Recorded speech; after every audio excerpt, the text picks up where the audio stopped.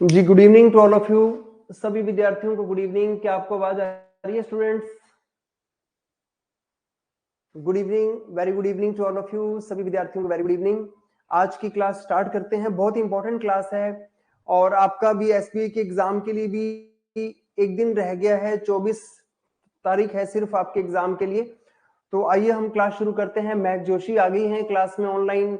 Good evening Sanju, good evening Nishant, good evening, प्रणाम सभी को, नमस्ते, गुड इवनिंग, सत श्री अकाल, गुड इवनिंग सभी को, गुड इवनिंग स्टूडेंट्स। चंदन पारिक गुड इवनिंग, पूजा पारिक गुड इवनिंग, प्रणाम सभी को। स्टार्ट करते हैं क्लास को। तो आइए, बहुत इंपॉर्टेंट सेशन है, बहुत अच्छे अच्छे प्रश्न है आज के एग्जाम में और बहुत कुछ सीखने मिलेगा आपको और बहुत ही हेल्पफुल रहेगा आपके लिए सेशन। आगामी परीक्षाओं के लिए देखना, बहुत सारे क्वेश्चन आज वाली इस पीडीएफ से बहुत कुछ आने वाला है। Gurpreet Singh good evening, Aarzoo good evening, Mahesh Kumar good evening, Sundar good evening, Seema good evening, Kapil Arora good evening, Tulsaram good evening. चलिए अब स्टार्ट करते हैं। सभी बच्चों को विश हो गया और जो मैंने जवाब भी दे दिया है। नेक्स्ट अब हम सीधे क्वेश्चन आंसर की तरफ बढ़ेंगे। आज का सबसे पहला क्वेश्चन क्या है? सबसे पहला क्वेश्चन, आज हमारी बसंत पंचमी की 16 दिनों की क्लास का आज 9वां दिन है। 9वीं पीडीएफ आज हम पढ़ रहे हैं। स्टार्ट करेंगे क्लास को। अभी आपको पता है कि सुप्रीम कोर्ट ने इलेक्टोरल बॉन्ड्स पर इसको अनकॉन्स्टिट्यूशनल कह दिया है कि कोई भी पॉलिटिकल पार्टी जो है वो इलेक्टोरल बॉन्ड नहीं ले सकती। तो पहले मुझे बताना कि इलेक्टोरल बॉन्ड कौन सी पॉलिटिकल पार्टी ले सकती थी? जो जो इलेक्टोरल बॉन्ड है वो पार्टी ले सकती थी जो representation of people act, representation of people act 1951 की धारा सेक्शन 19(1) में रजिस्टर होती थी और लोकसभा चुनावों में और विधानसभा चुनावों में, लेजिस्लेटिव असेंबली के इलेक्शंस में और जो हमारे एमपीज के इलेक्शन होते हैं, इलेक्शन ऑफ हाउसेज के इलेक्शन में, उसको एटलीस्ट 1% वोट मिला हो। जिस पॉलिटिकल पार्टी को 1% वोट मिला होता है वो पॉलिटिकल पार्टी जो है ये ले सकती है, उसको इलेक्टोरल बॉन्ड मिल सकते हैं। इसका आंसर हो गया डी। इस क्वेश्चन का आंसर है डी है। लेकिन अब तो कोई भी पार्टी नहीं ले सकती, इसको अनकॉन्स्टिट्यूशनल कह दिया है। 2024 में किस भाषा को दूसरी बार ज्ञानपीठ पुरस्कार मिला है? आप जानते हैं कि भारत में सबसे बड़ा जो प्राइज है लिटरेचर में वो ज्ञानपीठ पुरस्कार है। ज्ञानपीठ पुरस्कार लिटरेचर का सबसे बड़ा पुरस्कार है। आज तक जो है संस्कृत भाषा में सिर्फ एक बार मिला था, अब दूसरी बार मिला है। कौन सी भाषा को मिला है? संस्कृत भाषा को मिला है। बहुत अच्छी बात बताई, वेरी गुड। तो ये संस्कृत भाषा को दूसरी बार ज्ञानपीठ मिला है। इस बार 2 भाषाओं के लेखकों को मिला है। एक तो संस्कृत का लेखक है और दूसरा उर्दू का शायर है। उर्दू का लेखक है, तो दोनों भाषाओं को मिला है। उर्दू को मिला है 5वीं बार मिला है और संस्कृत वाले को सेकंड टाइम मिला है। ये दूसरी बार मिला है, ये 5वीं बार मिला है। ये प्राइज किसको मिलता है? ये प्राइज मिलता है लेखक को मिलता है, जो बुक्स लिखता है, जो किताबें लिखता है, उसको दिया जाता है। ये लिटरेचर का प्राइज है। आइए देखते हैं, ये संस्कृत इसका आंसर हो गया। क्वेश्चन पूछा है उर्दू को ये पुरस्कार कितनी बार दिया गया है? इससे पहली बार उर्दू को 4 बार मिला था, अब ये 5वीं बार मिला है। उर्दू को ये 5th टाइम मिला है।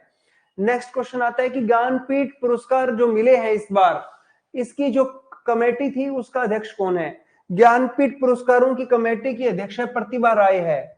तो ये जो प्रतिभा राय ने नाम चुने हैं किसको प्राइज देना है। अगला क्वेश्चन आता है कि इस बार ज्ञानपीठ पुरस्कार किससे मिला है? 2 व्यक्तियों को मिला है, एक तो संस्कृत का है, दूसरा उर्दू का है।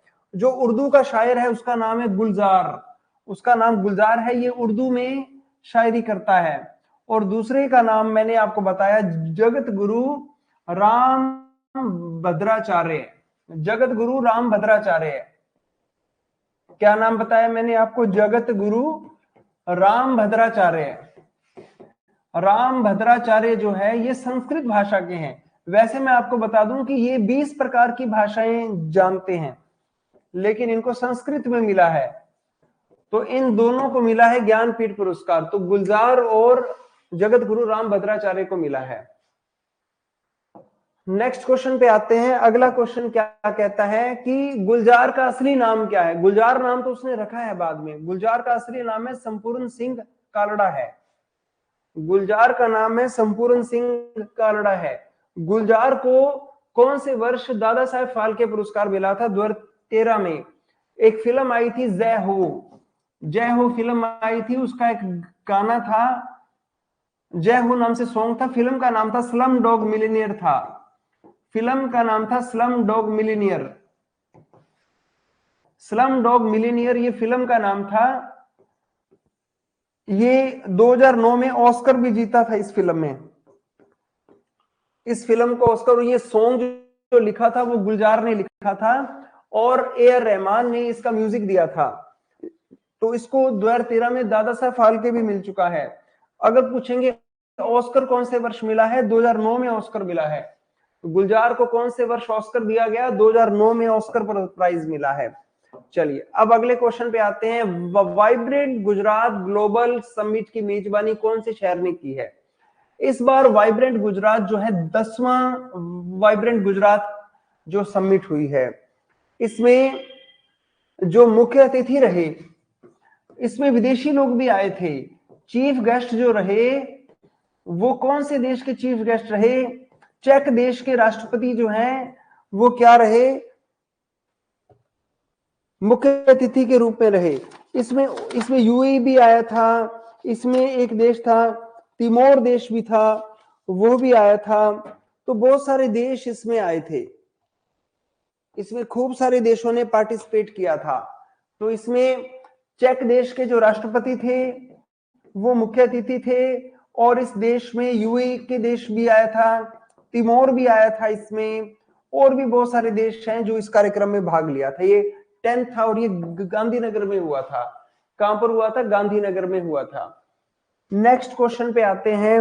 अगला क्वेश्चन आता है कि 10वें वाइब्रेंट गुजरात शिखर सम्मेलन का उद्घाटन किसने किया? उद्घाटन मोदी जी ने किया था। और आगे इसकी थीम पूछी जाएगी। इसकी थीम क्या है? इसका विषय की थीम क्या थी? इस बार की थीम थी गेटवे टू द फ्यूचर। इस बार की थीम क्या थी? Gateway to the future. देखो मैं आपके लिए ना बहुत ही छोटे छोटे क्वेश्चन बना के लाता हूं, बहुत ही छोटे छोटे क्वेश्चन बना के लाता हूं। देख, बड़ा क्वेश्चन में से बहुत सारी बातें लिखानी, कुछ बातें छूट जाती हैं। तो हर एक क्वेश्चन को छोटे छोटे भागों में बांट के मेन बातें आपको लिखवाई जा रही है, तो आपके लिए इजी भी रहेगा ये याद करना। ठीक है, तो गेटवे टू द फ्यूचर इस बात की थीम रही है। आगे आता है 2024 में वाइब्रेंट गुजरात ग्लोबल समिट में किस देश के राष्ट्राध्यक्ष ने भाग लिया था? इसमें यूएई के भी आए थे, मोजाम्बिक के भी आए थे, ईस्ट ये तिमोर देश है, तिमोर लेस्ते, इस देश के भी आए थे, और साथ में चेक देश के राष्ट्राध्यक्ष भी थे। तो इस ऑप्शनों में तो सारे ही हैं। ये वाइब्रेंट गुजरात कार्यक्रम में आए थे। नेक्स्ट क्वेश्चन पे आते हैं। वाइब्रेंट गुजरात शिखर सम्मेलन के दौरान तिमोर लेस्ते नामक देश ने कौन से संगठन में शामिल होने के लिए इच्छा जताई? अब आप जानते हैं कि एक आईएसए बनाया था। आईएसए भारत और फ्रांस ने बनाया था। भारत और फ्रांस ने शुरू किया था इंटरनेशनल सोलर लाइंस, जिसका हेडक्वार्टर कहां पर है? गुरुग्राम में है। One sun one world one grid.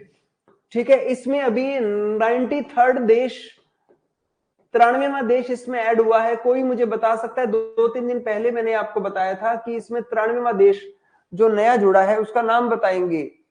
ISA में जुड़ने वाला 93rd देश कौन सा था? कोई भी स्टूडेंट बताना चाहे बता सकता है। चलो कोई बात नहीं, जब आप बताओगे तब देख लेंगे। तो ये भी अब इसमें शामिल होना चाहता है। किसमें? आईएसए में, इंटरनेशनल सोलर लाइंस में। राजू ने, सबने सही जवाब दिया है। इसमें चिली देश नया ऐड हुआ था।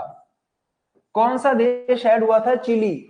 चिली इसमें 93वां देश था। और अभी ये जो देश है तिमोर, ये भी इसमें शामिल हो सकता है। थोड़े समय बाद आप इसका नाम भी देखेंगे। उल्फा के साथ हमारी एक ना शांति प्रक्रिया शुरू हो गई है। United liberation front of Assam.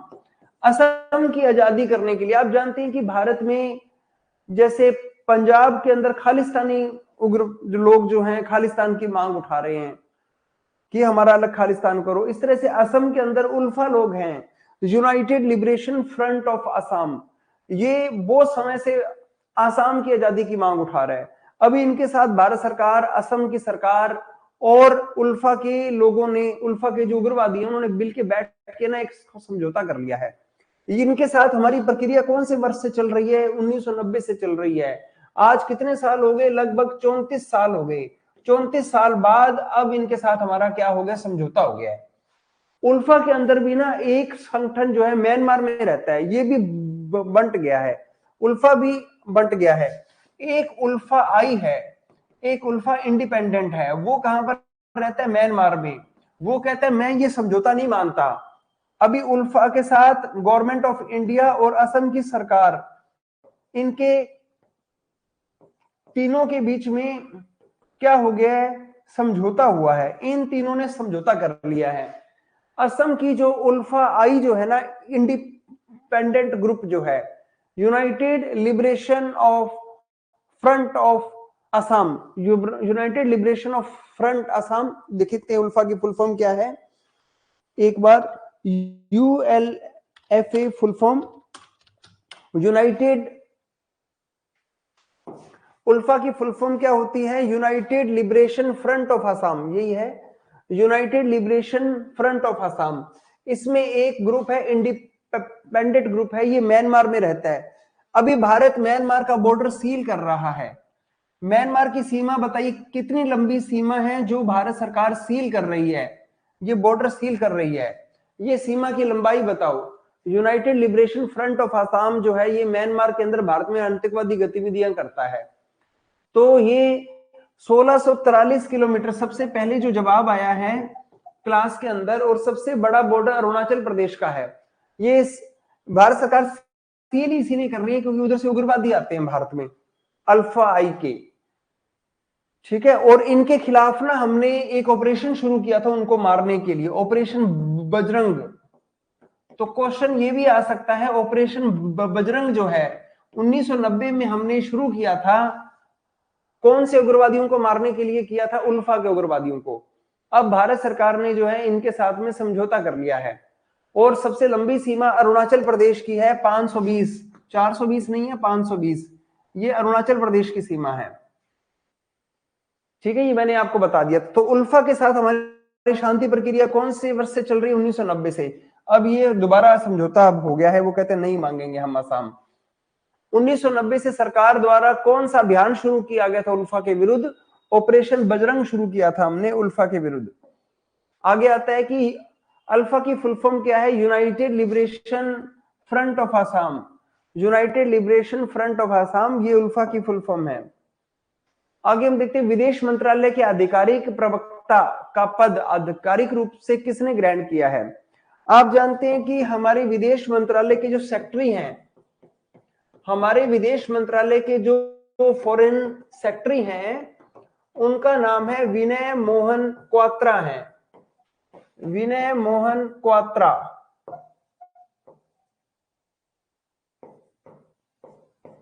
ये भारत के क्या है? फॉरेन सेक्रेटरी हैं। बहुत अच्छी पोस्ट पे हैं ये, बहुत बढ़िया पोस्ट होती है फॉरेन सेक्रेटरी की पोस्ट, विदेश मंत्री के सचिव होते हैं। और अभी इन्होंने बात की, प्रवक्ता की बात की है। जो प्रवक्ता होता है इसे हम कहते हैं स्पोक्स पर्सन, जो अपना बयान जारी करता है। पहले थे अरिंदम चौधरी थे, जिनको भेज दिया गया जिनेवा में। जिनेवा में यूएन, ये यूनाइटेड नेशंस के ऑफिस में थे। तो अब ये थे पहले, अब इनकी जगह आ गए हैं रणवीर जायसवाल आ गए हैं। इनकी जगह कौन आ गए हैं? रणवीर जायसवाल। और ये जिस आदमी की पोस्ट पे वहां गए हैं जिनेवा में, उस आदमी का नाम क्या है? इंद्रमणि पांडे हैं। ये किसकी पोस्ट पे चले गए हैं? इंद्रमणि पांडे की पोस्ट पे। तो वो इंद्रमणि पांडे जो है वो कहां गया? पांडे जी कहां गए? ये पांडे जी जो है बिम्स्टेक के क्या बन गए हैं? ये उसके महासचिव बन गए हैं, ठीक है। तो ये आपने पता होना चाहिए। तो अभी भारतीय विदेश मंत्रालय के प्रवक्ता कौन बने? रणवीर जायसवाल। इस पोस्ट पे पहले कौन थे? अरिंदम चौधरी। अरिंदम चौधरी कहां चले गए? यूनाइटेड नेशन के जिनेवा ऑफिस। इस पोस्ट पे पहले कौन थे? इंद्रमणि पांडे थे, जो अब कहां चले गए हैं? बिम्स्टेक में चले गए हैं। जिनेवा में संयुक्त राष्ट्र संघ व अन्य संगठनों में भारतीय स्थायी प्रतिनिधि के रूप में किसे नियुक्त किया? अभी मैंने आपको बताया, जिनेवा में जो यूनाइटेड नेशंस के सारे ऑफिसेज हैं, आप जानते हैं कि जिनेवा में कौन कौन से ऑफिसेज हैं? जिनेवा में WTO का ऑफिस भी है, जिनेवा में WHO का ऑफिस भी है, जिनेवा में ITU का हेडक्वार्टर भी है, जिनेवा में ILO का हेडक्वार्टर भी है। जिनेवा के अंदर UNHRC का हेडक्वार्टर भी है, HRC। यूनाइटेड नेशंस HCR का हेडक्वार्टर भी यहां पर है। इसके अलावा रेड क्रॉस का मुख्यालय भी यहां पर है, और इसके अलावा मौसम विज्ञान WMO का मुख्यालय भी यहीं पर है। ISO इंटरनेशनल स्टैंडर्डाइजेशन ऑर्गेनाइजेशन का हेडक्वार्टर भी यहां पर है। तो यहां पर बहुत सारे हेडक्वार्टर है जिनेवा में। ये सारे जो हेडक्वार्टर है वो सारे के सारे कौन देखेगा? अरिंदम बागची देखेगा। चाहे विश्व स्वास्थ्य संगठन हो, चाहे वर्ल्ड ट्रेड ऑर्गेनाइजेशन हो, चाहे इंटरनेशनल टेलीकम्युनिकेशन यूनियन हो, चाहे इंटरनेशनल लेबर ऑर्गेनाइजेशन हो, चाहे वर्ल्ड मेटेरोलॉजिकल ऑर्गेनाइजेशन हो, विश्व मौसम विज्ञान हो, ये मानक संगठन हो, चाहे ह्यूमन राइट्स का संगठन हो, चाहे ये HRC रिफ्यूजियों का संगठन हो, रिफ्यूजी होते शरणार्थियों के लिए संस्था है, और ये हॉस्पिटलों की बड़ी संस्था है, हॉस्पिटलों की संस्था है रेड क्रॉस। ये सारे के सारे मुख्यालय जिनेवा में हैं, ये सारे हेडक्वार्टर जिनेवा के अंदर है। इन सारों का कौन अध्यक्ष बन गए हैं? अरिंदम बागची बन गए हैं। एक थोड़ा सा शेर है, फादर के लिए शेर है, जो मांगू दे दिया करे जिंदगी, जो मांगू दे दिया करे जिंदगी, कभी तो मेरे फादर की तरह बन, जो भी मांगू दे दिया करे जिंदगी, कभी तो मेरी बाप जैसी बन, जेब खाली हो तो भी मैंने, जेब खाली हो तो भी मैंने मना करते नहीं देखा, जेब खाली हो तो भी मैंने मना करते नहीं देखा, मेरे बाबा से अमीर शख्स, मेरे फादर से अमीर शख्स मैंने कोई नहीं देखा। Thank you students, thank you Muskan, thank you. बच्चे कह रहे हैं सर दोबारा बता दीजिए। जो मांगू दे दिया कर ए जिंदगी, जो मांगू दे दिया कर ए जिंदगी, कभी तो मेरे बाप जैसी बन जा, कभी तो मेरे बाप जैसी बन जा, जेब खाली हो फिर भी मैंने मना करते नहीं देखा, जेब खाली हो फिर भी मैंने मना करते नहीं देखा, मेरे बाबा से अमीर कोई शख्स नहीं देखा। Thank you. चलिए आगे देखते हैं। आगे हम देखते हैं, न्यूयॉर्क में महावाणिज्य दूत के रूप में कार्यकाल के दौरान रणवीर जायसवाल ने सबसे पहली पहल क्या की थी? Thank you, thank you Manpreet Singh, Palak, Ujjwal और Harsh, thank you Deepanshu, thank you, thank you सभी को, Sarjeet Kaur thank you, Pooja, Harsh, Mahesh, Kapil, Happy, thank you.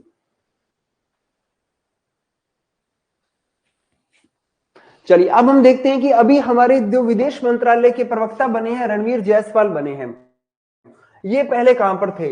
ये पहले काम करते थे न्यूयॉर्क ऑफिस में काम करते थे। न्यूयॉर्क के अंदर हमारी जो कंसोल ऑफिस होता है या जो एम्बेसी होती है वहां काम करते थे। वहां इन्होंने एक मोबाइल ऐप बनाई थी वीजा के लिए और ओवरसीज जो सिटीजनशिप है उसके लिए बनाई थी। तो ये इनका सबसे पहली उस समय की बड़ी बात है। आजकल ये भारत आ गए हैं रणवीर जायसवाल। आगे बात करते हैं, 19 बच्चों को प्रधानमंत्री राष्ट्रीय बाल पुरस्कार दिया गया है। ये पुरस्कार कौन देता है? इस बार 19 बच्चों को दिया गया है, ये भारत के राष्ट्रपति द्वारा दिया जाता है। आदित्य विजय ब्रह्माणी, ये बच्चा जो है, इसके जो भाई बहन थे वो पानी में डूब रहे थे और ये बच्चा जो है उनको बचाते हुए इन्होंने उन बच्चों को बचा लिया, अपने जो भाई बहनों को बचा लिया, वो डूब रहे थे, ये छलांग लगा के उनको तो बचा गया, ये खुद एक्सपायर हो गया। तो इस बच्चे को ब्रेवरी का अवार्ड दिया गया है, ये महाराष्ट्र का है, इसको मरणोपरांत दिया गया है। इसने बहुत सारे बच्चों की जान बचा ली और खुद एक्सपायर हो गया। आगे देखते हैं, उत्कृष्टता के कारनामे की खोज के लिए राष्ट्रीय स्तर के पुरस्कार में पहली बार एक अवार्ड पहली बार दिया गया है बच्चों को। आर्टिफिशियल इंटेलिजेंसी में अवार्ड दिया गया है। राजस्थान के कोटा का एक बच्चा है, राजस्थान के कोटा का एक बच्चा है जिसका नाम है आर्यन सिंह है। आर्यन सिंह ने छोटी सी उम्र में एक एप्लीकेशन बना दी है और किसानों के लिए बड़ी हेल्पफुल है, उसके लिए उसको ये प्राइज दे दिया गया है, राष्ट्रीय बाल पुरस्कार दिया गया है। डेमोक्रेटिक रिपब्लिक ऑफ कांगो, इस देश में अभी चुनाव हुए हैं और इस देश में कौन सी व्यक्ति को चुनाव में जीत हासिल की है?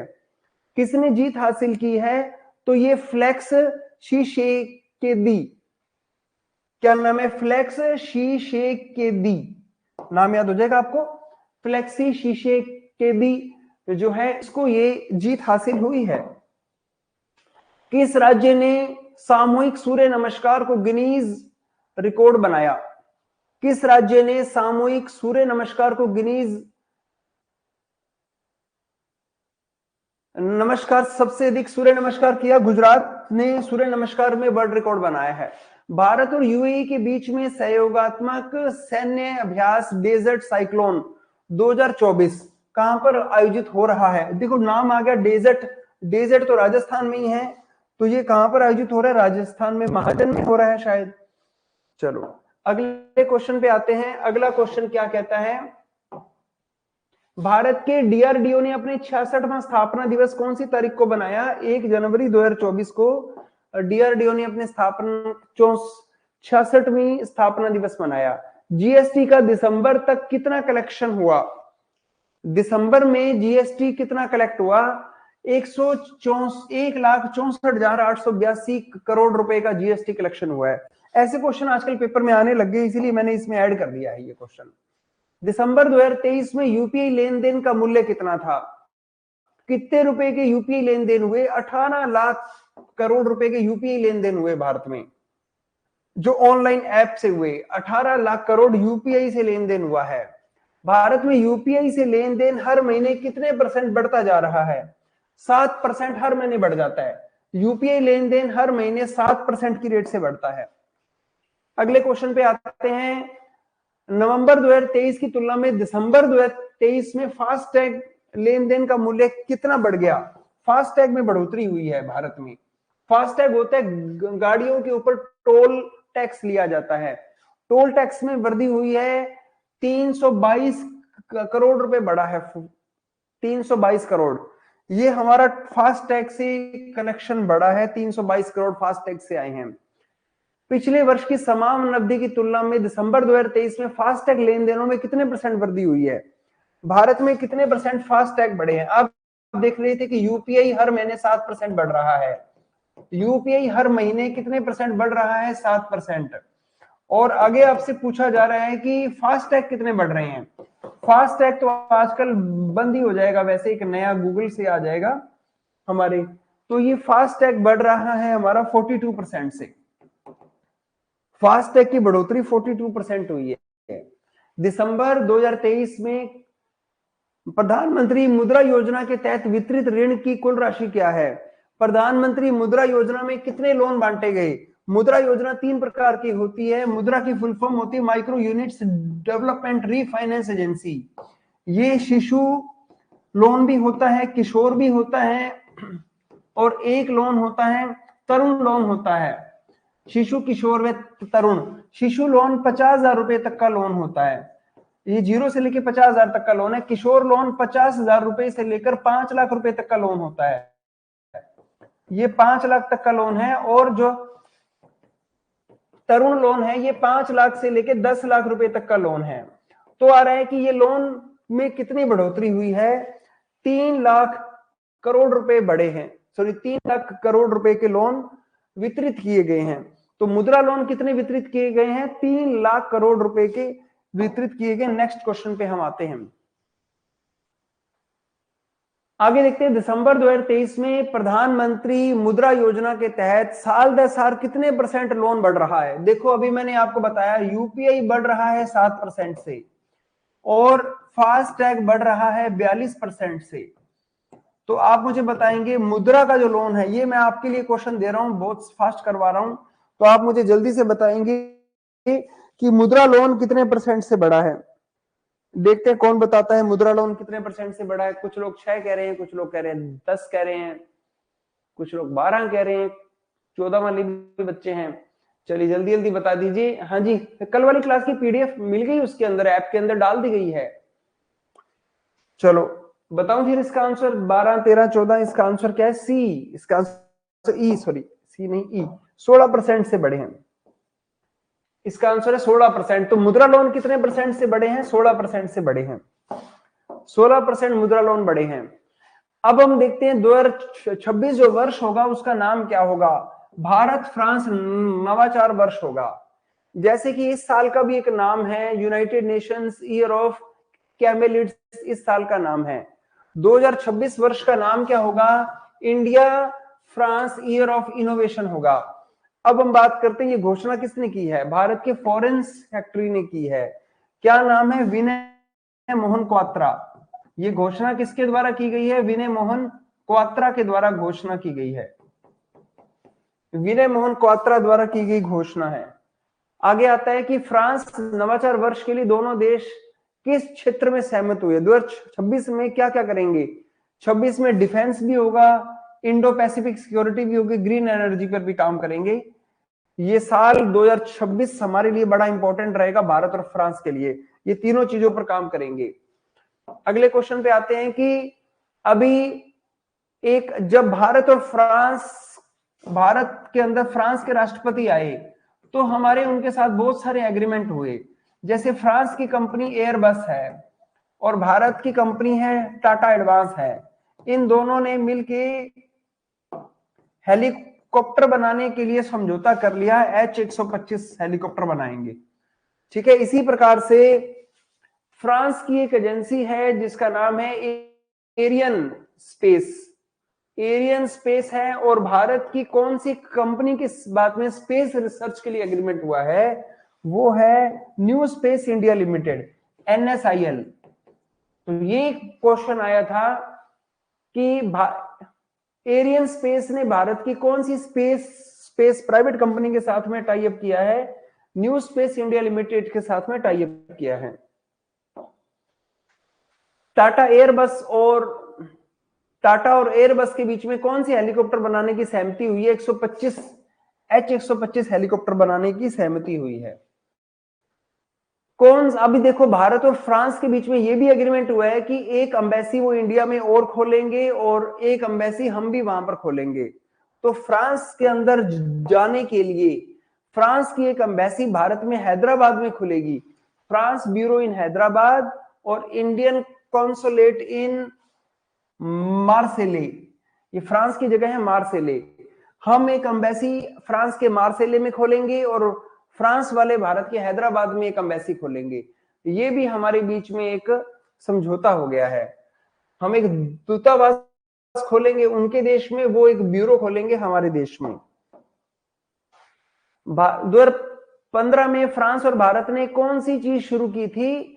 IS से शुरू किया था, इंटरनेशनल सोलर अलायंस शुरू किया था भारत और फ्रांस ने 2015 में COP21 की बैठक में। COP21 की बैठक कहां पर हुई थी? फ्रांस में हुई थी। आपने मुझे बताना है COP20 की बैठक कहां पर हुई थी? COP20 की बैठक हुई थी पेरू लीमा में हुई थी, मैंने ये आपको बताया था कल। आपने मुझे बताना है कि COP29 कहां पर होगी? 2024 में। COP29 2024 होगी, बाकू में होगी। ये कहां पर है? बाकू। बाकू अजरबैजान की राजधानी है। अजरबैजान की राजधानी का नाम है बाकू। ये मीटिंग क्लाइमेट चेंज पर होती है, जलवायु परिवर्तन पर होती है। और आप जानते हैं यूरोप का ये वर्ष सबसे हॉटेस्ट ईयर था, ये क्लाइमेट चेंज पर ये बैठक होती है।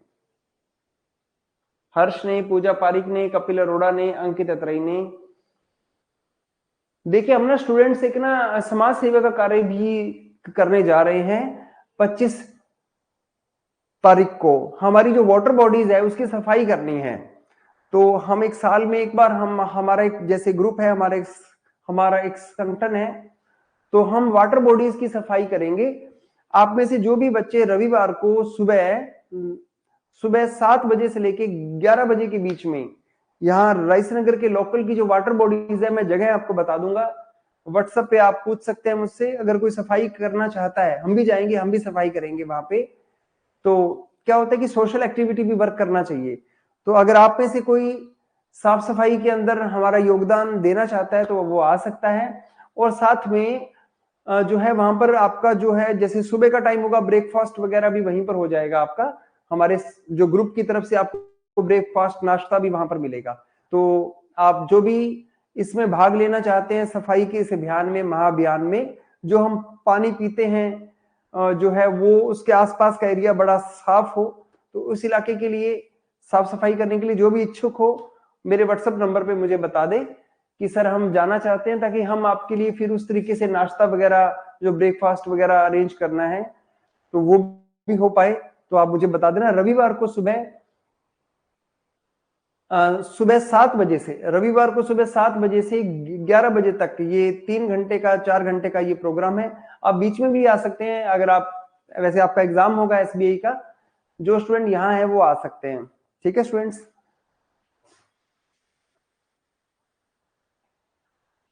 चलिए आगे बढ़ते हैं, अगले क्वेश्चन की तरफ बढ़ते हैं।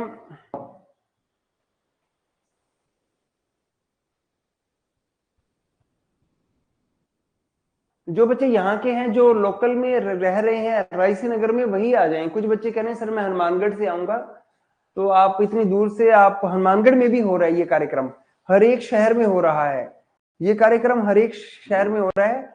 आपको जहां का भी एड्रेस चाहिए, तो ये वाली नहीं लेनी थी, ये मत लेना, ये वापस दे, ये मेरे पास पड़ी है, ये लगती नहीं है, ये हेंसाप्लास्टी चाहिए।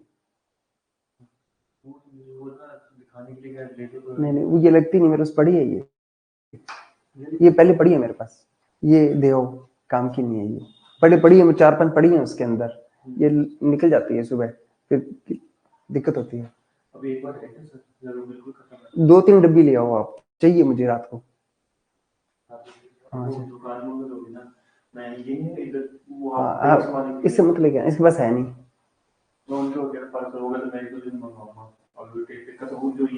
ये दे आना वापिस, आप दे आओ, ये पड़ी है घर पर, डब्बा पड़ा है मेरे पास पूरा। चलो अभी देख लो, एक आधी ला दो तो।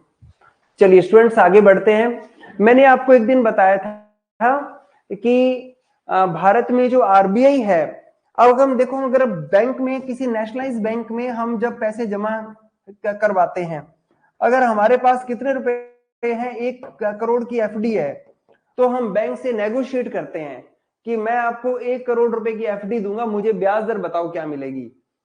तो हमारे लिए बैंक मैनेजर जो है, हेड ऑफिस से पूछ के स्पेशल इंटरेस्ट रेट हमें दे सकता है, हमें स्पेशल ब्याज दर दे सकता है। मेरे एक दोस्त हैं, उनके पास 1 करोड़ की एफडी है, वो कहते हैं हम बैंक से 10% ब्याज लेते हैं। मैंने कहा 10% ब्याज तो कहीं मिलता ही नहीं है। कहते हम लेते हैं, हम कहते हैं कि 1 करोड़ रुपए है, नहीं तो हम किसी दूसरे बैंक में लेके जा रहे हैं, और बैंक मैनेजर हमसे मिंट करके हमसे 10% में ले लेता है, वो स्पेशल रेट्स हमें देता है। इसी प्रकार से जो यूसीबी होते हैं ना, ग्रामीण जो ये सहकारी बैंक होते हैं, उनकी लिमिट 15 लाख की थी। 15 लाख से ऊपर की एफडी पर वो क्या कर सकते हैं, नेगोशिएट कर सकते हैं, कस्टमर के साथ नेगोशिएट कर सकते हैं। तो ये लिमिट बढ़ाई है अभी, ये लिमिट अब कितनी कर दी है, 1 करोड़ कर दी है। इनकी लिमिट पहले कितनी थी, सहकारी बैंकों की 15 लाख की लिमिट थी।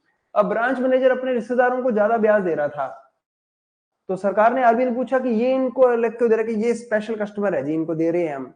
तो वो कहते हैं अब नहीं देगो किसी को, अब 1 करोड़ से ऊपर वाले कस्टमर को देना है आपने विशेष ब्याज, नहीं तो सब लोगों के साथ सेम रहेगा।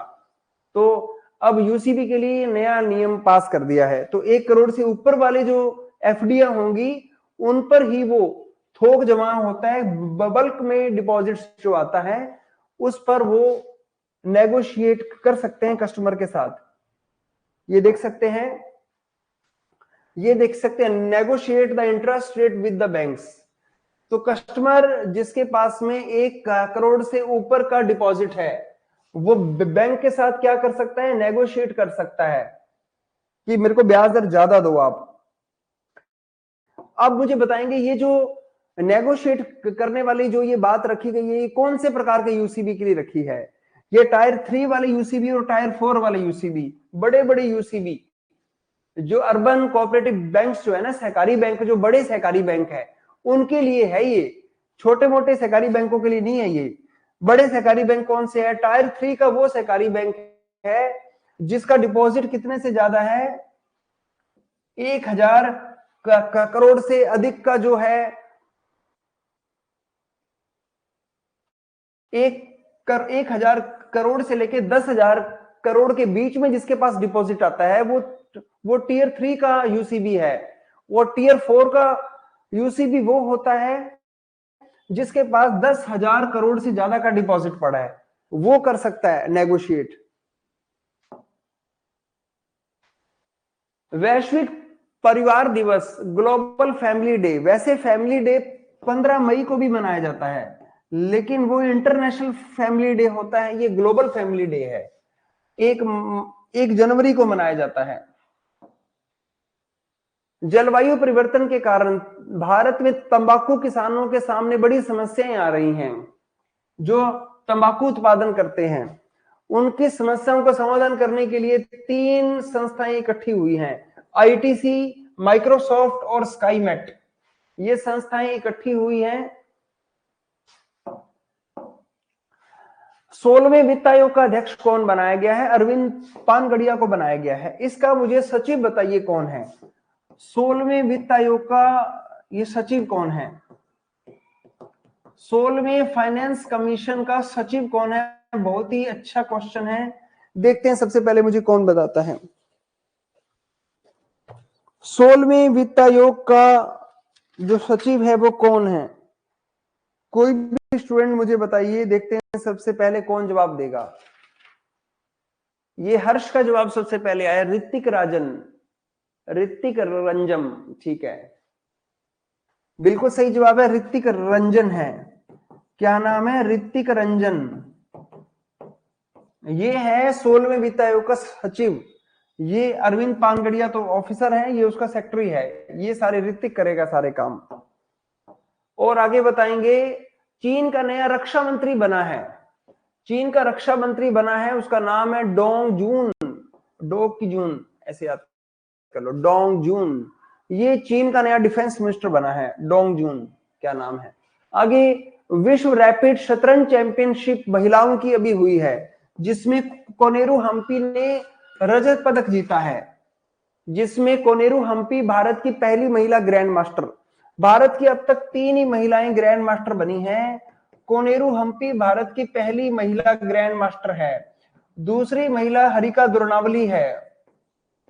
हरिका द्रोणावली भारत की दूसरी महिला ग्रैंड मास्टर है। तीसरी ग्रैंड मास्टर है वैशाली प्रज्ञानंदा है। कौन है? वैशाली प्रज्ञानंदा है। वैशाली प्रज्ञानंदा तीसरी। तो ये इसने अभी सिल्वर मेडल जीता है समरकंद उज्बेकिस्तान में। कहां पर जीता है? समरकंद उज्बेकिस्तान में जीता है। 1 जनवरी को किस देश ने ब्रिक्स का अध्यक्ष बना है? इस बार ब्रिक्स का अध्यक्ष बना है रशिया। और रशिया के कजान में 2024 की समिट होनी है, ब्रिक्स समिट। इस बार ब्रिक्स का अध्यक्ष कौन है? रशिया है। 2023 का ब्रिक्स का अध्यक्ष कौन था? साउथ अफ्रीका था। नहीं मिला।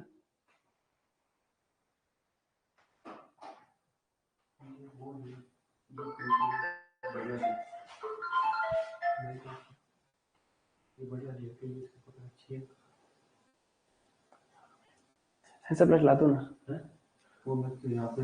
चलो मॉर्निंग में ला देना फिर। ये वो कह रहे एक यूज कर दो, ये थोड़ी कॉस्टली है, ये 25 रुपए की है। अच्छा, का कॉस्टली बढ़िया है। ये ये रिकमेंड करते हैं। उसने ना हल्की यूज करके दिखाई थी, पे खिंचा वाला दर्द हुआ, ये भी पकड़ मजबूत। वैसे दिक्कत ना उनके कोई दिक्कत जगह अच्छी तरह मेरे तो बाल थे ना। अच्छा, वो तो ये डॉक्टर लेके जाते हैं अपने। मैंने आपने नाम लिया था। किन से लेके आए हो? ये बाबू हॉस्पिटल के जाते हैं ना, वो मेन भी सारे सामान रखते हैं, उनसे मैंने। अच्छा, वो किससे लाए थे पहली वाली?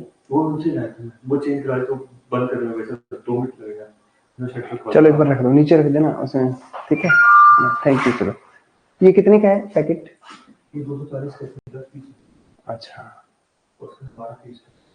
अच्छा, कल देख लेना, अगर ऐसा हो सके तो सुबह ला देना, 2-3 दिन में ला देना, वो वापस आ जाएगी। एक यूज करने के ठीक ठीक। चलो चलिए आगे बढ़ते हैं। वीडियो रुकी नहीं है, वो कोई मेरे से मिलने आ गए थे। चलो आगे हम देखते हैं, कौन सा संगठन नकदी संकट से जूझ रहे पाकिस्तान को $700 मिलियन की सहायता राशि प्रदान करने को तैयार है? पाकिस्तान को IMF से पैसे मिल रहे हैं, $700 मिलियन रुपया मिल रहा है। स्वच्छता सर्वेक्षण में 2023 का थीम क्या थी? स्वच्छता सर्वेक्षण 2023 वर्ष की थीम थी वेस्ट टू वेल्थ थी। क्या थी? वेस्ट टू वेल्थ थी। आगे देखते हैं हम, वेस्ट टू वेल्थ थी। आगे स्वच्छता सर्वेक्षण में 2024 की थीम क्या है? इस साल की थीम है RRR है। इस बार की थीम है RRR, reduce, reuse, recycle. Reduce, reuse, recycle, reduce, reuse, recycle. Uttar Pradesh के पहले फ्लोटिंग वातानुकूलित रेस्तरां का उद्घाटन कहां किया गया है? ये फ्लोटिंग रेस्तरां, तैरता हुआ एक रेस्टोरेंट है, पानी में तैरता हुआ रेस्टोरेंट कहां स्थापित किया है? प्रयागराज में। 3 नदियों का संगम है प्रयागराज। मुख्यमंत्री हेमंत सोरेन ने वृद्धावस्था पेंशन की उम्र 50 साल कर दिया। 50 साल के बाद बुढ़ापा पेंशन मिल जाएगी। कहां पर मिलेगी? झारखंड में। ये खुद ही जेल में है हेमंत सोरेन। और अभी नए सीएम बन गए हैं चंपाई सोरेन। झारखंड के नए सीएम कौन बन गए हैं? चंपाई सोरेन बन गए हैं। आगे आता है कि टाटा समूह ने किस कंपनी को भारतीय रिजर्व बैंक द्वारा भुगतान पेमेंट एग्रीगेटर लाइसेंस प्रदान किया गया है? टाटा समूह की कौन सी कंपनी है जिसको कि पेमेंट एग्रीगेटर का लाइसेंस मिला है? तो पेमेंट एग्रीगेटर का लाइसेंस मिला है टाटा डिजिटल, और इसको टाटा पे भी कहते हैं, टाटा पे। टाटा डिजिटल का दूसरा नाम है टाटा पे भी है। तो ये जो नाम है टाटा पे, हाल ही में आरबीआई द्वारा payment licence, payment aggregator licence प्राप्त करने वाली ऐप का नाम क्या है? टाटा पे है। तो टाटा डिजिटल या टाटा पे भी कह सकते हैं। ग्रो एक भारत की कंपनी है और ये बेंगलुरु स्थित कोई एक स्टार्टअप है भारत का, जो कि आइडेंटिफिकेशन वेरिफिकेशन का स्टार्टअप है। आईडी क्या करता है? वेरिफिकेशन करता है। जैसे आंखों से पहचान लिया, आधार कार्ड से।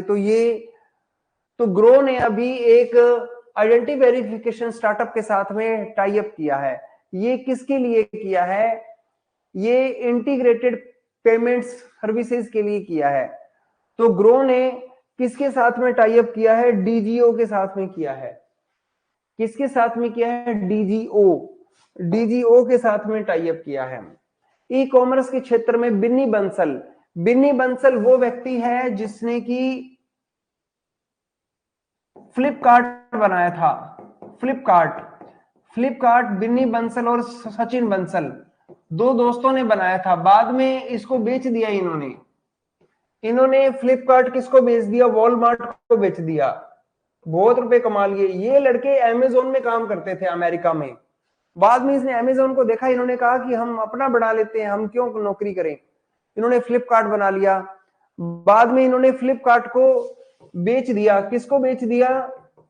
वॉलमार्ट अमेरिका की कंपनी को बेच दिया। अब इन्होंने एक नया स्टार्टअप बना लिया है, कहते हैं हम और बना लेंगे। उसका नाम है ओपडोर नाम से ई कॉमर्स का नया इन्होंने एक बिजनेस खोल लिया है, ओपडोर। आप देख सकते हैं लिखा भी हुआ है ओपडोर के बारे में, और लिखा है कि ये इन्होंने फ्लिपकार्ट किसको सेल की थी? वॉलमार्ट को सेल कर दी थी। अभी इन्होंने नया ओपडोर नाम से एक नया स्टार्टअप खोल दिया है। एक मिनट। ब्लैक होल का अध्ययन करने के लिए अमेरिका के बाद दूसरा देश कौन सा है जो ब्लैक होल की खोज करने के लिए जा रहा है? भारत है। वो दूसरा देश भारत है। और एक्सपोसेट है। कौन सा उपग्रह है? एक्सपोसेट, जो हम PSLV C58 से भेज रहे हैं। PSLV C58 से भेजेंगे। ओला इलेक्ट्रिकल्स हाल ही में भारत के इलेक्ट्रिक वाहन क्षेत्र में किस सरकारी योजना के लिए पात्र हो गई है? ओला इलेक्ट्रिक को अभी भारत सरकार की PLI योजना है, प्रोडक्शन लिंक्ड इंसेंटिव स्कीम, क्योंकि इसने इलेक्ट्रॉनिक वाहनों का बहुत उत्पादन किया है। अब इसको इंसेंटिव मिलेगा, इसको रुपए मिलेंगे सरकार की तरफ से ओला इलेक्ट्रिक को। ये है प्रोडक्शन लिंक इंसेंटिव स्कीम है, जो कंपनी ज्यादा उत्पादन करती है उसको मिलता है इंसेंटिव। ये है अंतरराष्ट्रीय माइंड बॉडी वेलनेस डे। स्वस्थ मस्तिष्क में, स्वस्थ शरीर में स्वस्थ मस्तिष्क का निवास होता है। तो international mind body wellness day, mind body wellness day कौन सी तारीख को मनाया जाता है? क्या कोई बता सकता है? ओला के जो सीईओ का नाम भावेश अग्रवाल है। ओला के सीईओ कौन है? भावेश अग्रवाल है।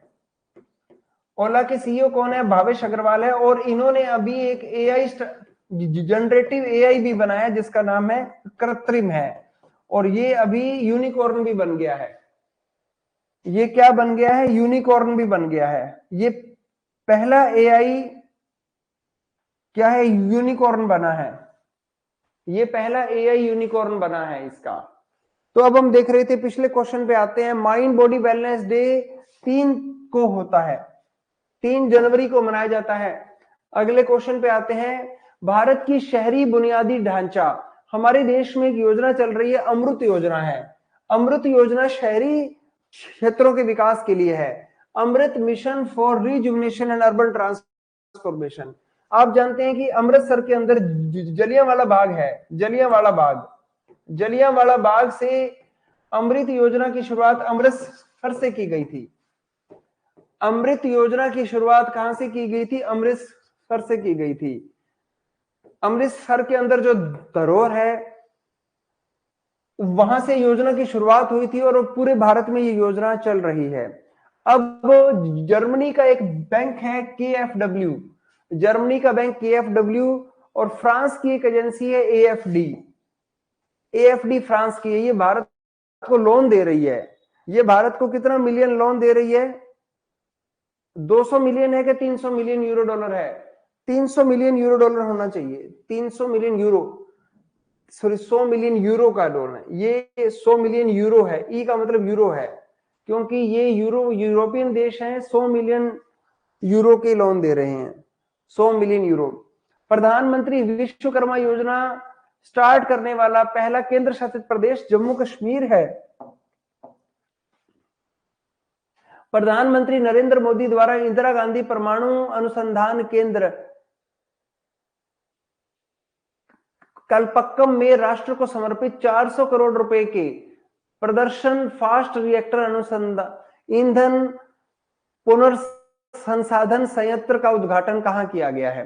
देखो, अभी प्रधानमंत्री मोदी जी ने कलपक्कम के अंदर एक नया रिएक्टर, एक नया प्लांट लगाया है। उस प्लांट का नाम है DFRP।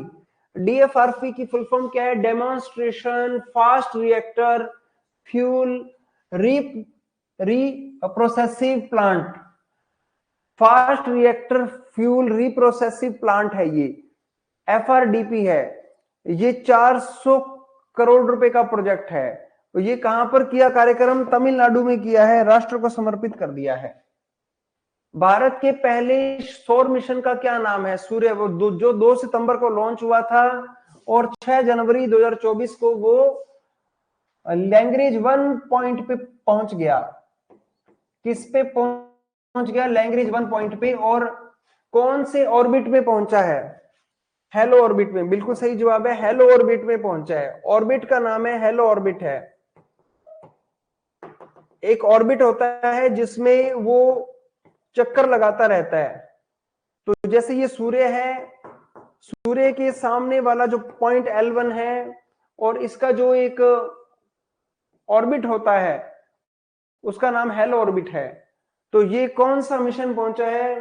Chandrayaan, Aditya L1, Aditya L1 hello orbit में पहुंचा है और ये लैंग्वेज 1 पॉइंट पे पहुंचा है। टेलीकॉम दिग्गज कंपनी वोडाफोन और आइडिया के MD का क्या नाम है जिन्होंने इस्तीफा दे दिया है और वो अब एयर इंडिया के साथ में जुड़ गए हैं? अब एयर इंडिया में जाएंगे वो। तो कौन है वो जो जा रहे हैं? P बालाजी। बालाजी अब वोडाफोन से निकलकर एयर इंडिया में चले गए हैं, Balaji.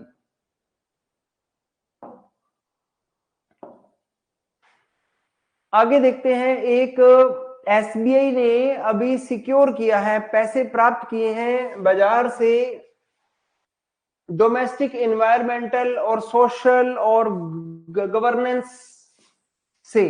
ESG, domestic environmental social और गवर्नेंस नाम से बॉन्ड जारी किए हैं। और मार्केट से कितना रुपया अर्न किया है SBI ने? तो RBI ने बाजार से कितने पैसे निकाले हैं जो कि कहां इन्वेस्ट किए जाएंगे? ग्रीन बॉन्ड्स में इन्वेस्ट किए जाएंगे, समाज सेवा में लगाए जाएंगे और गवर्नेंस के लिए लगाए जाएंगे, सुशासन के लिए लगाए जाएंगे। तो ये SBI ने $1 बिलियन रुपया जो है मार्केट से अर्न किया है, सिक्योर किया है। बांग्लादेश की पार्लियामेंट में कितनी सीटें हैं और महिलाओं के लिए कितनी रिजर्व सीटें हैं? देखो बांग्लादेश की जैसे भारत की लोकसभा में सीटें 545 हैं, हमारी महिलाओं का कोई रिजर्वेशन नहीं है, लेकिन बांग्लादेश की पार्लियामेंट में 50 सीटें महिलाओं के लिए है और टोटल सीट्स जो है टोटल वहां पर जैसे पार्लियामेंट को जातीय संसद कहते हैं, पार्लियामेंट को क्या कहा जाता है, जातीय संसद। वहां टोटल सीट्स जो हैं वो 350 हैं, महिलाओं के लिए आरक्षित सीटें 50 हैं। पाकिस्तान में भी महिलाओं का रिजर्वेशन है, तो टोटल सीट्स 350 हैं। ब्रेल, लुई ब्रेल का जन्मदिन होता है इस दिन, जो अंधा व्यक्ति था और उसने लिखना शुरू किया, अंधे व्यक्तियों के लिए लिपि बनाई। जनवरी 4, 10 जनवरी से 12 जनवरी तक वाइब्रेंट गुजरात कार्यक्रम की समिट के मुख्य अतिथि कौन से थे? किस देश के राष्ट्रपति जो हैं अध्यक्ष थे? चेक के प्रधानमंत्री। मैंने आपको पहले राष्ट्रपति लिखा दिया, उसको प्रधानमंत्री कर लेना।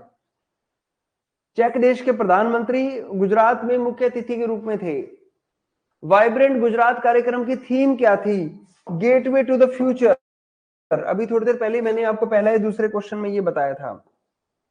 1 जनवरी को कार्यभार संभालने वाली यूरोपियन निवेश बैंक की पहली महिला अध्यक्ष बताओ। यूरोपियन इन्वेस्टमेंट बैंक की पहली महिला अध्यक्ष का नाम बताइए। नादिया कैल्विनो। क्या नाम है? नादिया कैल्विनो है, नादिया कैल्विनो। फास्ट तो नहीं हो रहा स्टूडेंट? देखिए स्टूडेंट, मेहनत तो करनी पड़ती है। कहते हैं लोहा जितना तपता है उतनी ही ताकत भरता है। लोहा जितना तपता है उतनी ही ताकत भरता है। सोने को जितनी आग लगे, सोने को जितनी आग लगे वो उतना प्रखर निखरता है, वो उतना प्रखर निखरता है। हीरे को जितनी धार लगे, हीरे को जितनी धार लगे वो उतना खूब चमकता है, वो उतना खूब चमकता है। मिट्टी का बर्तन पकता है, मिट्टी का बर्तन पकता है तब धुन पर खूब खनकता है, तब धुन पर खूब खनकता है। सूरज जैसा बनना है तो सूरज जितना जलना होगा, सूरज जैसा बनना है तो सूरज जितना जलना होगा। नदियों का आदर पाना है तो, नदियों सा आदर पाना है तो पर्वत छोड़ निकलना होगा। और हम आदम के बेटे हैं, और हम आदम के बेटे हैं, क्यों सोचे राह सरल होगा, क्यों सोचे राह सरल होगा। कुछ ज्यादा वक्त लगेगा पर संघर्ष जरूर सफल होगा, पर संघर्ष जरूर सफल होगा। हर एक संकट का हल होगा, हर एक संकट का हल होगा। वो आज नहीं तो कल होगा, वो आज नहीं तो कल होगा। ठीक है स्टूडेंट्स, तो मेहनत करनी पड़ेगी। तो लोहा जितना तपता है उतनी ही ताकत भरता है। सोने को जितनी आग लगे वो उतना प्रखर निखरता है। हीरे को जितनी चोट लगे वो उतना तेज निखरता है। ठीक है, तो जिंदगी के अंदर जो है हीरे को जितनी धार लगेगी वो उतना खूब चमकता है।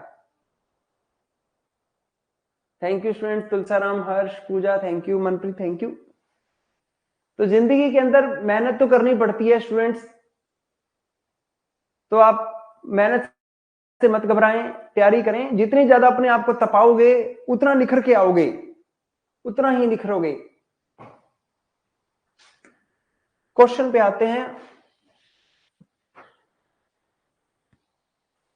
विदेश मंत्रालय के आधिकारिक प्रवक्ता के रूप में अरिंदम बागची का स्थान किसने ले लिया है? अरिंदम बागची की जगह आ गए हैं रणधीर जायसवाल आ गए हैं। कौन आ गए? अरिंदम बागची की जगह कौन आ गए हैं? जायसवाल आ गए हैं, रणधीर जायसवाल आ गए हैं। आगे बात करते हैं। Adani port special economic zone limited है, इसने अब इन्हें इसका एमडी नया बना दिया है। गौतम अडानी ने इस्तीफा दे दिया है। अडानी कहता है अब मेरे बाद कौन आएगा? करण अडानी आएगा, मेरे करण अर्जुन आएंगे। तो अब गौतम के बाद कौन आएंगे? करण आएगा एमडी के रूप में, गौतम पोर्ट्स को संभालेगा। भारत के राष्ट्रपति द्वारा राष्ट्रीय कानूनी सेवा प्राधिकरण, national legal services authority, national legal services authority जो है, नेशनल लीगल सर्विसेज अथॉरिटी जो है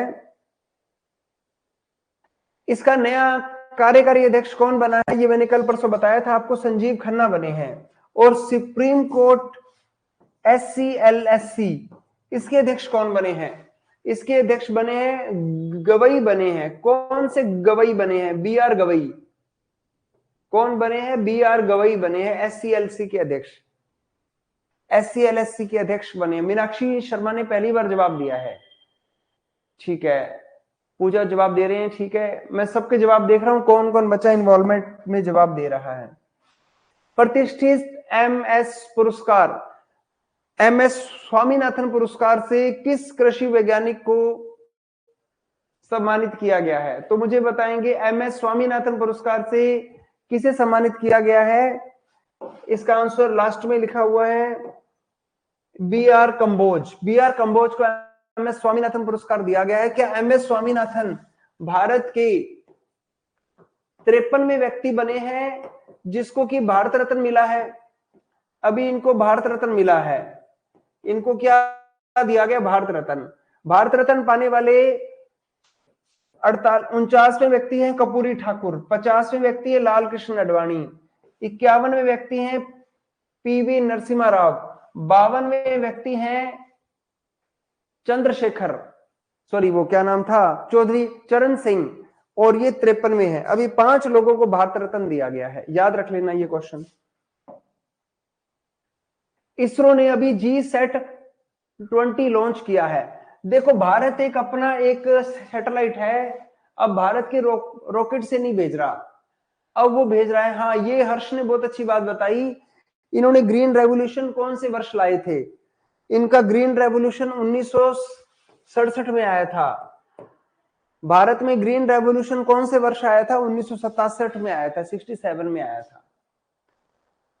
आगे बात करते हैं कि एक बात भी, इसरो हमेशा अपने, इसरो के पास में ना बहुत सारे रॉकेट्स हैं। भारत के पास में PSLV भी है, GSLV भी है, RLV भी है भारत में, और ASLV भी रॉकेट है। लेकिन इस बार भारत अपने रॉकेट से नहीं भेज रहा, भारत के रॉकेट महंगे पड़ रहे हैं। और स्पेस एक्स का एक रॉकेट है फाल्कन 9 है, वो ऊपर जा रहा है। अभी उसने हमें फोन किया कि मैं ऊपर जा रहा हूं, तुमने कोई सामान भेजना है तो बताओ मोदी जी। मोदी जी कहते हैं कि यार अपने रॉकेट पड़े हैं लेकिन हम भेजेंगे, बहुत खर्चा आएगा। हमने कहा कि एक आइटम हमारा भी रख लो, तो स्पेस एक्स वाला कहता कि ठीक है मैं रख लेता हूं। तो इस बार GSAT जो लॉन्च है ये हम फाल्कन 9 से भेजेंगे, उनके रॉकेट में रख के भेजेंगे। ऐसा पहली बार हो रहा है कि भारत किसी विदेशी रॉकेट से सामान ऊपर भेज रहा है। अब इंटेलिजेंट हो गए, पैसे बचा रहे हैं। तो ये किसके साथ में सहयोग किया है? इसरो के साथ में। ये फाल्कन 9 के साथ हम भेजेंगे। फाल्कन 9 जा ही रहा है ऊपर, हमारे ये 2 आइटम हमारे ले जाएगा। और इसका नाम भी बदल दिया गया है। वो कहते हैं नाम अच्छा नहीं, इसका नाम नया करो। GSAT-20 का नया नाम कर दिया है GSAT-N2 है। क्या नाम है? GSAT-N2, निशान नहीं लगाया मैंने। GSAT-N2 कर दिया इसका नाम बदल के। सभी ने, निशांत, मीनाक्षी और अंकित, धनंजय सुथार, राजू बेनीवाल, कपिल अरोड़ा, सबने जवाब दिया है। भारत की गणतंत्र दिवस की परेड के मुख्य अतिथि के रूप में सबसे अधिक बार आमंत्रित किसे किया गया है? भारत की गणतंत्र दिवस की परेड में सबसे ज्यादा बार हमने किस देश को बुलाया है? फ्रांस को बुलाया है। फ्रांस को हमने 6 बार बुलाया है। फ्रांस 6 बार आया है, और यूके भारत में 5 बार क्या बन के आया है? मुख्य अतिथि बन के आया है। और भूटान और रूस 4-4 बार आए हैं। 4 बार हमारे देश में भूटान के राष्ट्रपति आए हैं या रशिया का राष्ट्रपति आया है। तो सबसे ज्यादा बार हमने फ्रांस के राष्ट्रपति को बुलाया, 6ठी बार आए हैं। तो भारत के गणतंत्र दिवस में मुख्य अतिथि के रूप में सबसे ज्यादा बार फ्रांस के राष्ट्रपति आए हैं।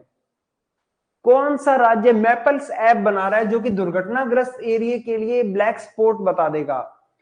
784 दुर्घटना वाले स्पॉट को ब्लैक स्पॉट करेगा, वो पंजाब है।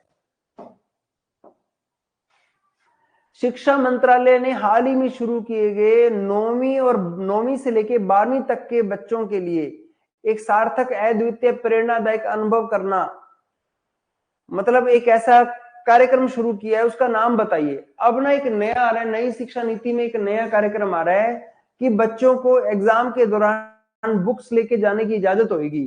तुम एग्जाम में किताबें ले जाओ, एग्जाम में जो प्रश्न आएंगे किताबों से देख के कर लेना। तुम्हारे को देखना भी, कई बार इतनी मोटी किताब है उसको पता ही नहीं लिखा कहाँ है। जिसने किताबें पढ़ी होंगी तो वो देख के लिख सकता है कि नहीं लिख सकता है। ऐसा भी अभी नया शुरू हो रहा है, थोड़ी दिनों में नई शिक्षा नीति में ऐसा भी कुछ ऐड कर रहे हैं। ये क्या क्या कर रहे हैं? चलो, और आसान हो रही है आगे पढ़ाई, आसान हो रही है मुश्किल? इसका उत्तर है प्रेरणा।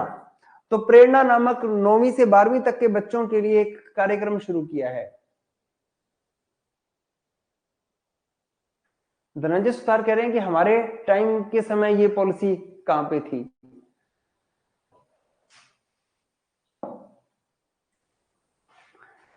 सरकार ने रियायती दरों पर चना दाल बेचकर उपभोक्ताओं को खाद्य कीमतों को नियंत्रित करने के लिए कौन सी पहल की है? अब सरकार क्या कर रही है, सस्ती दरों पर जो है बेच रही है, सामान बेच रही है, चना दाल बेच रही है कि सरकार कह रही है मुझसे ले लो, मुझसे ले लो। सरकार का रेट क्या है? सरकार ने एक पोर्टल बनाया है भारत दाल। सरकार कहते हैं वो दाल बाजार से मतलब मुझसे ले लो, हम बेचेंगे आपको दाल। सरकार का रेट है 60 रुपए 1 किलो का रेट है, 60 रुपए प्रति किलो रेट है सरकार का। सरकार कहती है ऑनलाइन दाल हमसे ले लो आप, और अगर आप थोक में लेते हो तो हम आपको लगाएंगे 55 रुपए प्रति किलो लगाएंगे, अगर आप थोड़ी अधिक लेते हो तो ये सरकार ने कौन सा पोर्टल बनाया है? भारत दाल पोर्टल बनाया है। पता नहीं दाल अच्छी है या नहीं है, देख लेना। तो भारत में सब्सिडी वाली दाल ब्रांड भारत दाल नाम रखा है। 1 किलो की कीमत कितने रुपए रखी है? 60 रुपए कीमत रखी है दाल की।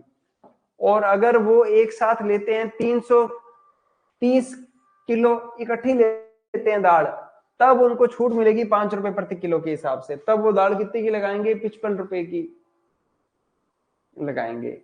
बच्चे कह रहे हैं अच्छी है दाल, आपने यूज की है? मैंने तो यूज नहीं की, हमने ये वाली दाल। चलो, 5 जनवरी 2024 से NARCL के नए एमडी कौन बने हैं? ये भारत में बैड बैंक भी कहते हैं। NARCL को क्या कहते हैं? बैड बैंक ऑफ इंडिया भी कहते हैं। इसके चेयरमैन बने हैं पी संतोष। तो आप मुझे बताएंगे जो प्रॉपर्टी को बेचता है IDRCL, इसके चेयरमैन कौन बने हैं? नारायण शेषाद्री। इसके चेयरमैन कौन बने हैं? नारायण शेषाद्री। इसके चेयरमैन कौन बने हैं? नारायण शेषाद्री बने हैं। तो पी संतोष बने हैं इसके चेयरमैन। 4 जनवरी 2024 को नौ सेना के vice chief of naval staff कौन बने हैं? आप जानते हैं कि नेवी के एडमिरल का नाम है आर हरि कुमार है, ये रिटायर होने वाले हैं। आर हरि कुमार हमारे एडमिरल है। इसके बाद इनका उत्तराधिकारी कौन होगा? कौन बनेगा करोड़पति? कौन बनेगा वाइस एडमिरल से एडमिरल? तो वो बनेंगे त्रिपाठी, दिनेश के त्रिपाठी। ये पाठ कर रहे हैं कि मुझे बना दिया जाए त्रिपाठी। आगे देखते हैं, एक अवार्ड है बांग्लादेशी, पश्चिम बंगाल से दिया जाता है, कोवेम्पू राष्ट्रीय पुरस्कार है। ये बांग्लादेश के लेखक को मिला है, बांग्लादेश के लेखक को कुवेम्पू अवार्ड मिला है। तो इसका नाम है शुभेजु मुखोपाध्याय। शुभेजु मुखोपाध्याय कहां गए? सुरेशु, क्या नाम है? शिरेशेंदु, नाम अजीब सा ये, सुरेशेंदु मुखोपाध्याय। इसको मिला है कुवेम्पू राष्ट्रीय पुरस्कार मिला है। ये लिटरेरी प्राइज है, लिटरेचर का प्राइज है ये। अभी हम देखते हैं कि भारत में एक कंपनी है, एक भारत में CII है, कॉन्फेडरेशन ऑफ इंडियन इंडस्ट्री है, भारतीय उद्योगों का महासंघ है। श्री शेंदु, बच्चे कह रहे हैं इसको हिंदी में लिख लो सर, ये श्री शेंदु है, शीर शेंदु। ऐसे लिखेंगे या श्री लिखेंगे? श्री ऐसे लिखेंगे, श्री शेंदु। चलो जो भी है देख लेना हिंदी मीडियम बच्चे। तो CII की फुल फॉर्म है भारतीय उद्योगों का महासंघ। भारतीय उद्योगों का महासंघ, कॉन्फेडरेशन ऑफ इंडियन इंडस्ट्रीज, भारतीय उद्योगों का महासंघ। तो ये भारत के उद्योगों को मिलाता है, फिर देखता है कि कौन सा भारत का ऐसा कंपनी है जो समाज सेवा में पैसे लगा रही है, जो कॉर्पोरेट सोशल रिस्पॉन्सिबिलिटी निभा रही है। तो भारत में एक ऐसी कंपनी है जो वाटर मैनेजमेंट में बहुत सहयोग दिया है और 500% वाटर पॉजिटिव किया 2025 तक, वो ऐसे लक्ष्य की तरफ है। मैंने आपको बताया था आजकल वाटर बॉडीज को साफ करने का बड़ा वो अभियान चल रहा है, तो ये हीरो मोटोकॉर्प को मिला है अवार्ड, सॉरी यामाको नहीं, हीरो मोटोकॉर्प, हीरो कहां गई, हीरो को मिला है वाटर बॉडीज को साफ करने के लिए अवार्ड दिया गया है। उस हवाई अड्डे का नाम बताओ जो अंतरराष्ट्रीय हवाई अड्डा बना है। एक तो अभी सूरत वाला हवाई अड्डा अंतरराष्ट्रीय हवाई अड्डा बना है और एक अयोध्या का हवाई अड्डा भी अंतरराष्ट्रीय हवाई अड्डा बन गया है। तो ये है महर्षि वाल्मीकि इंटरनेशनल एयरपोर्ट है। अब हम देखते हैं किताब है why growth matters. Why growth matters जो किताब है ये किसने लिखी है? ये भारत के 16वें वित्त आयोग के अध्यक्ष हैं अरविंद पानगड़िया और जगदीश एन भगवती द्वारा लिखी गई है। तो अरविंद पानगड़िया और जगदीश, ओम जय जगदीश भगवती, जगदीश, इन्होंने ये किताब लिखी है। आगे आता है गुणोत्सव 2024 पहल किस राज्य में आयोजित की गई? ये इनिशिएटिव है गुणोत्सव 2024, ये असम में शुरू किया गया है गुणोत्सव 2024 में। छोटे छोटे क्वेश्चन है। भारत पार्क कहां विकसित किया जा रहा है? यूएई में, ये पहले करवा चुका हूं।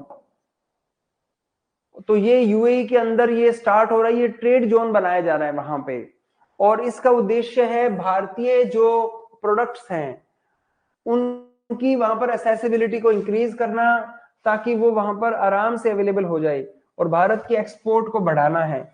इसलिए भारत मार्केट यूएई में बनाया जा रहा है। और अगला क्वेश्चन आता है कि अमेरिका में पक्षी दिवस कौन सी तारीख को मनाया जाता है? अभी शुरू किया है उन्होंने। राष्ट्रीय पक्षी दिवस 5 जनवरी को मनाया जाएगा। 58 में डीजीपी और आईजीपी की सम्मेलन हुआ है, इंस्पेक्टर जनरल ऑफ पुलिस और डायरेक्टर जनरल ऑफ पुलिस का एक कॉन्फ्रेंस हुई है। ये कहां पर हुई है? जयपुर में हुई है, और अमित शाह ने इसका उद्घाटन किया है। अमित शाह होम मिनिस्ट्री में है, पुलिस होम मिनिस्ट्री के अंडर में आती है। 2023-24 के लिए आर्थिक अनुमानों में भारत की विकास दर कितनी रखी गई है? 7.3%। भारत के प्रति व्यक्ति आय कितनी इसमें अनुमानित की गई है? 1.4 लाख। ये भारत की पर कैपिटा इनकम है, प्रति व्यक्ति आय है। अगर आपसे भारत की प्रति व्यक्ति आय पूछ ले तो 1.0 लाख, यानी कि 1 लाख रुपए भारत की प्रति व्यक्ति आय है। आप सारे लाख लाख रुपए कमा रहे हो। आगे देखते हैं अवतार ग्रुप की भारत में महिलाओं की शीर्ष शहर 2023 की रिपोर्ट में कौन सा शहर महिलाओं के लिए शीर्ष भारतीय शहर के रूप में उभरा? महिलाओं के लिए सबसे शीर्ष शहर कौन सा है? महिलाओं के लिए कौन सा शहर सबसे शीर्ष है? जल्दी मुझे बताओ, कौन सा शहर? बच्चे कह रहे हैं चेन्नई। चेन्नई हो सकता है। ये भारत की प्रति व्यक्ति इनकम है 1 लाख रुपए, आपकी भी इसमें एवरेज है। आईसीसी ने अभी डीआरएस सिस्टम प्रणाली को समाप्त किया है। किसके लिए? कौन सी चीज के लिए डीआरएस नहीं देखा जाएगा? ये देखा जाएगा स्टंपिंग के लिए डीआरएस नहीं ले सकते आप। स्टंपिंग के लिए डीआरएस नहीं ले सकते, क्योंकि कई बार क्या होता है, स्टंपिंग देखते समय पहले वो एलबीडब्ल्यू भी देखने लग जाते थे, तो बहुत ज्यादा टाइम लगता था। तो ये स्टंपिंग के लिए अब जो है डीआरएस नहीं ले सकते। 4 stars of destiny an autobiography किसने किताब लिखी है? ये भारत के पूर्व हमारे थल सेना के जनरल थे, उन्होंने ये किताब लिखी है 4 star of destiny. 4 star of destiny ये है मनोज मुकुंद नरवणे की किताब है। किसकी किताब है? मनोज। और आज के लिए इतना ही पढ़ेंगे। Okay students, bye.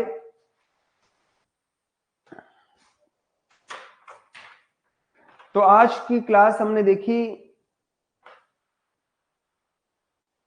ठीक है। तो आइए हम देखते हैं, बस आज की क्लास के लिए इंपॉर्टेंट क्या, अभी 2 दिन है, इसको अच्छे से पढ़ लेना। और ठीक है, तो बड़ी इंपॉर्टेंट रहेगी। ऑल द बेस्ट आपको सभी को। ये पीडीएफ आप बना लीजिए, वैसे एप्लीकेशन में भी डाल देंगे।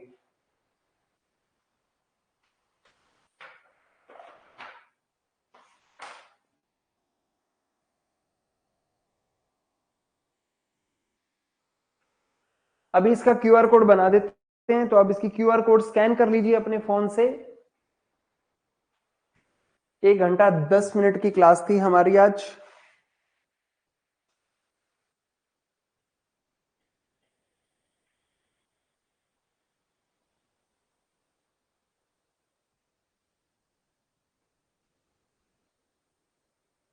स्टूडेंट्स, मुझे बहुत सारे बच्चों ने मैसेज भेज दिया गया है कि हम सर उसमें आना चाहते हैं वाटर बॉडीज की सफाई करने के लिए। तो जो भी आना चाहते हैं मुझे लिख देना वाटर बॉडीज। इसका नाम है प्रोजेक्ट अमृत है।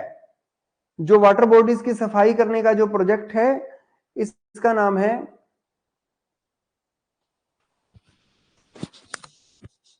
प्रोजेक्ट अमृत है। आप लिख देना कि सर हमें प्रोजेक्ट अमृत में आना है। तो प्रोजेक्ट अमृत में जिन बच्चों ने भाग लेना है, मैसेज आ चुका है, मैं उनके नाम लिखवा देता हूं।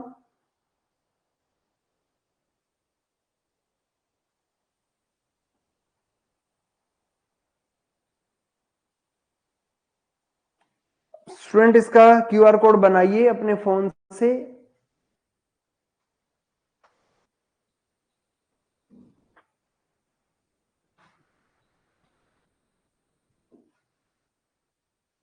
सारी की सारी पीडीएफ अपलोड हो चुकी है। डेली की डेली पीडीएफ अपलोड हो जाती है। विक्रम कह रहे हैं कि कल वाली पीडीएफ नहीं आई जी। आ चुकी है स्टूडेंट, सारी पीडीएफ मिल रही है रेगुलर। ये सुबह अपलोड हो जाएगी ये वाली पीडीएफ। वैसे आप फोन से बना लीजिए पीडीएफ, फोटो खींच सकते हैं, दूसरे फोन से खींच सकते हैं, स्क्रीनशॉट नहीं हो पाएगा। आप इसका क्यूआर कोड को स्कैन कर लीजिए, गूगल लेंस में जाइए, स्कैन कीजिए। सब बच्चों की पीडीएफ बन चुकी है, मैंने अभी आपके सामने ही बनाई है।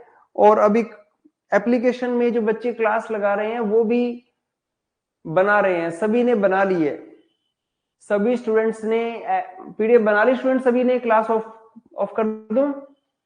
होगी PDF? Thank you. Okay bye student, thank you, bye.